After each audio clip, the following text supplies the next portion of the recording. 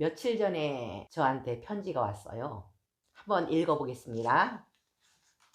관용스님 안녕하세요. 오랜만에 인사드립니다. 작년에 여기 와서 천도제를 부탁드렸던 누구라고 합니다. 영하를 밑도는 날씨에 건강은 괜찮으신지요? 저는 요즘 스님의 법문을 하나도 빠짐없이 들으며 가슴에 새기고 있습니다. 작년 초 남동생 도박 빚이 터져 온 가족이 절망에 빠져 있던 그때 스님만이 저희 가족이 유일한 희망이었습니다. 작은 아버지 한 분은 도박빚 때문에 자살하시고 다른 한 분은 도박빚 때문에 이혼하시고도 폐인처럼 사시는 와중에 남동생마저 도박으로 4억 원의 빚을 져서 집안의 업보라는 생각을 했었습니다. 아니나 다를까 스님께서 자살하신 친할머니의 산소를 옮긴 뒤로 집안이 엉망이 됐다고 하셨습니다. 친가와 외가, 남동생의 업장 소멸, 이사탈 상문살까지 싹 정리해 주셨지요. 그 뒤로 신기하게도 남동생의 칙칙했던 얼굴이 환해지고 눈빛이 정상으로 돌아왔습니다. 지금까지 도박은 손도 대지 않고 있습니다. 더 놀라웠던 건 수십 년을 도박에 빠져 사셨던 작은 아버지가 그 뒤로 성실하게 일을 하시고 엄마 아빠한테 그동안 고마웠다고 200만 원을 보냈습니다. 정말 놀라운 변화입니다. 모두 스님께서 천도제를 잘 해주신 덕분이라고 진심으로 감사하고 있습니다. 그리고 스님의 가르침을 본받아 다 함께 방생에 동참하고 있습니다. 생명을 살릴 수 있는 인연이 주어짐에 감사하면서요. 전에는 생각만 하고 실천을 못했었는데 스님 덕분에 가족 모두 조금씩 변해가고 있습니다. 살생도 삼가고요. 스님 저희 집안을 구해주셔서 정말 감사합니다. 앞으로도 스님의 가르침을 본받아 실천하며 살겠습니다. 스님과 인연이 닿게 해주신 불보살님께 늘 감사드리며 살겠습니다. 이래서 편지가 왔어요. 자, 저는요 도박 중독, 알코올 중독, 그리고 게임 중독 못한다고 해요. 왜? 중독이라는 거는 천도제로 되는 게 아니었어요. 이건 습관적으로 끌려가는 그런 업에 의해서 그게 습이 돼버리고 중독된 것을 천도제의 힘으로 안 된다고 생각하고 있었어요. 그래서 이분이 작년에 부탁하셨을 때도 제가 거절했어요. 워낙 강하게 부탁을 해서 하게 됐는데 이런 대단한 결과를 얻게 된 거예요. 지금 이렇게 제가 법문냈다고 해가지고 여기 와서 우리 집안도 도박하는 사람이 있어요 해주세요 이렇게는 하지 마세요. 이렇게 변할 수 있는 거는 정말 특별한 경우거든요. 도박 중독이 이렇게 해결되는 경우는 거의 없어요. 어디서도. 근데 이렇게 해결된 이유는 뭐냐? 보통 집안에 한 사람만 도박 중독에 빠지면 조상 문제가 아니에요. 그 개인 문제예요. 요 사람이 정신을 차려야 되는 거예요. 근데 보니까 작은 아버지 둘 다 도박 중독이고 그리고 이어서 조카까지 중독이잖아요. 이것은 집안의 문제라는 거예요. 그 조상에 어떤 문제가 있다는 거예요. 그게 제가 찍어서 딱 본 게 바로 할머니, 그것도 자살한 할머니의 산소를 함부로 옮겨서 그렇다고 나온 거예요. 일반적으로 우리는 이런 기준으로 봐야 되는 거예요. 그 집안에 한 사람만 도박을 한다. 그러면은 그 사람의 개인적인 문제고 이렇게 그 윗대도 도박, 밑에 대도 도박이 계속 이어진다 이러면은 그 집안에 그 조상의 어떤 문제가 이렇게 작용을 한다고 이해해야 돼요. 자, 제가 이 편지 내용을 읽으면서 말씀드리고자 하는 것은 바로 보살행이에요. 보살행. 부처님 법문은 무상, 무아, 공, 암경, 방등경, 반야경, 그리고 법화열반경 이렇게 순서대로 49년 동안 설법을 하셨는데 이 설법 내용이 전부 어디로 향했냐? 보살도로 이끌기 위해서 중생을 깨우쳐서 보살도로 이끌기 위해서 한 법문들이에요. 그래서 이 보살도에 대한 기준은 절대로 놓치면 안 되는 부분이에요.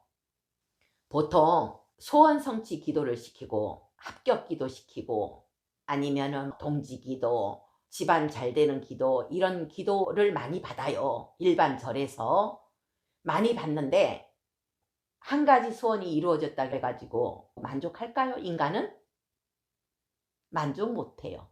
또 다른 집착을 가져요. 이거 만족했으니까 부자 됐으니까 이제는 자식 잘 되게 해주세요. 그럼 자식까지 잘 되면은 또 명예 얻게 해주세요. 뭐 해주세요. 끝이 없이 요구하는 게 인간이에요. 그래서 소원 성취 기도는요, 처음부터 우리가 가야 될 방향이 아닌 거예요. 왜 우리가 보살도를 향해야 되는지 말씀드릴게요. 보통 경전의 내용이 무집착, 집착하지 말아라. 고집멸도 중에서 고통의 원인은 가래, 집착이기 때문에 집착만 안 하면 우리는 행복할 수 있다. 이렇게 가르쳐요. 모든 법문들이. 그 이상을 못 가는 거예요. 왜 보살행으로 가야 되는지. 왜 보살도로 가야 될까요? 둘이 아니기 때문에 그래요.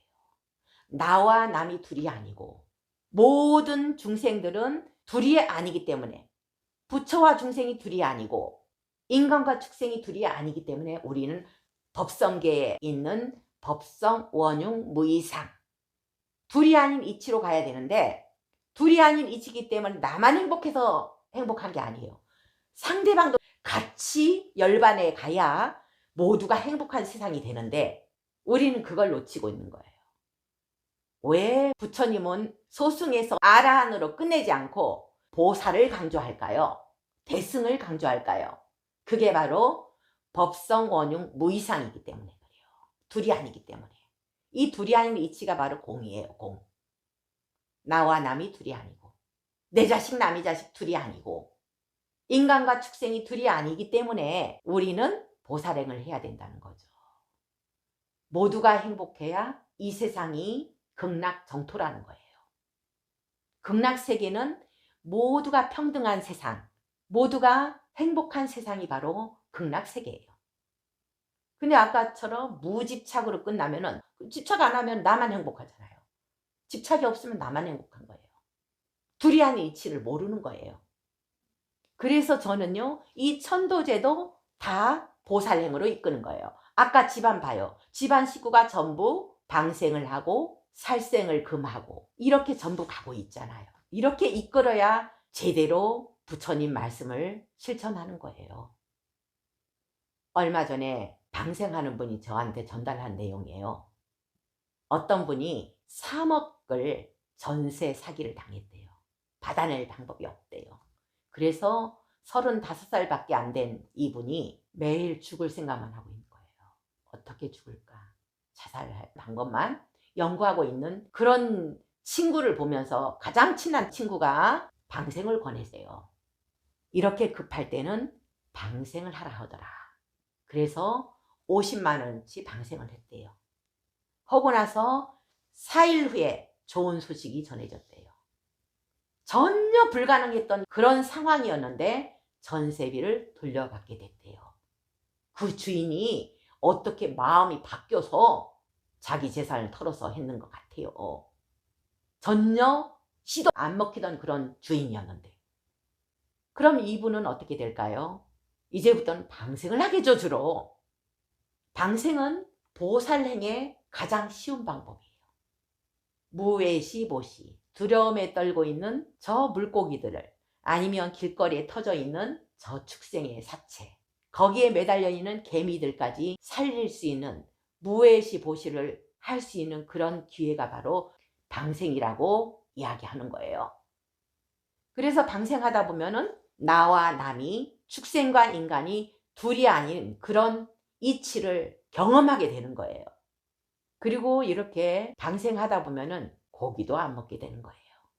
점점 단계를 높이면서 하게 되는 게 바로 보살행이에요.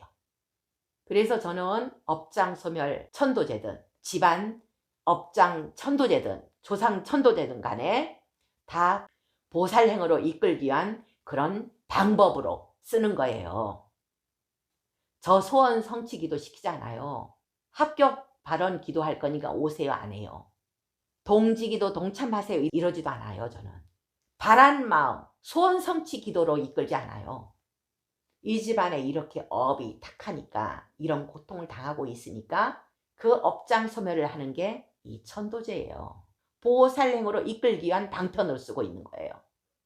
이렇게 가피를 보니까 아 이게 진짜구나. 실천해야 되겠구나. 이런 마음이 드는 거예요.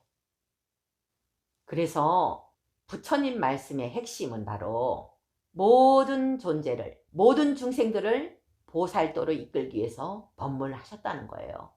그것만 놓치지 않으면 우리는 부처님 말씀을 실천하고 있는 불자라고 자부할 수 있는 거예요. 우리 모두 보살행을 실천해서 부처님처럼 성불할 수 있는 그런 토대로 나아가도록 합시다.